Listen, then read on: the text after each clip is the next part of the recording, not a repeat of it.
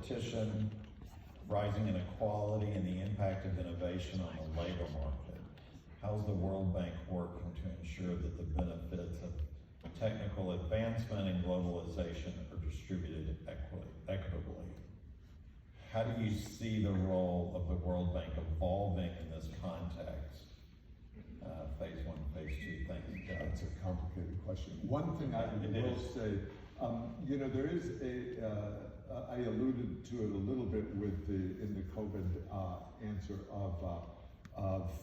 and the question was loaded there with the idea of fairness. As you think about it, growth is the critical element, and you want to have growth in lots of countries. So the temptation is going to be, and I heard it this weekend in Hiroshima, that the rich countries should give their technology to the poor countries, because then they could make sophisticated things. Literally that is said, but that doesn't end up working to actually get the job done. So I think we have to have some kind of core that market-based systems are part of the future. They've done better than non-market systems.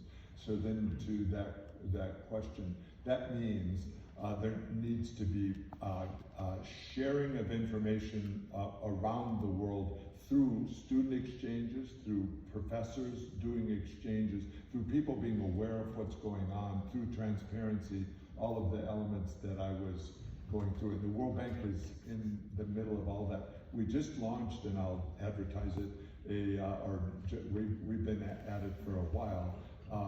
We do education, a lot of education programs in Africa. They hadn't been well enough connected into the US, and so we've entered an exchange between the historically black colleges and universities and with African universities. And it's more robust than you might think, because the historically black colleges, HBCUs, are strong in STEM, they're strong in medical, and I know Rice University is strong in all of these, and they should have exchanges in Africa. But having the students cross back and forth is great, and then having the professors do that. So I was in Togo in February or March, in French West Africa, and at the University of Lomé, which has 70,000 students, we had Clark Atlanta University, which is a STEM kind of school in Atlanta, meet with University of Lomé and exchange knowledge on the poultry industry.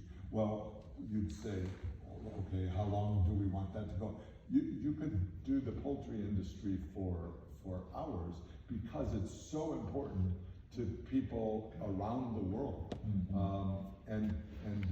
And so they are exchanging information on how to test eggs, how to transport product, and so on down. And I think a lot more of that needs to be done, and the World Bank's doing that. So at the end of the day, it's really more about education and human capital than physical capital. That's how I would view it. Like equality in countries, poorer countries becoming richer countries is about becoming more educated. Human capital, and I don't want to underestimate, they need roads, they need schools, physical things, and so that all needs to happen. But I took the question. That was a long, involved question.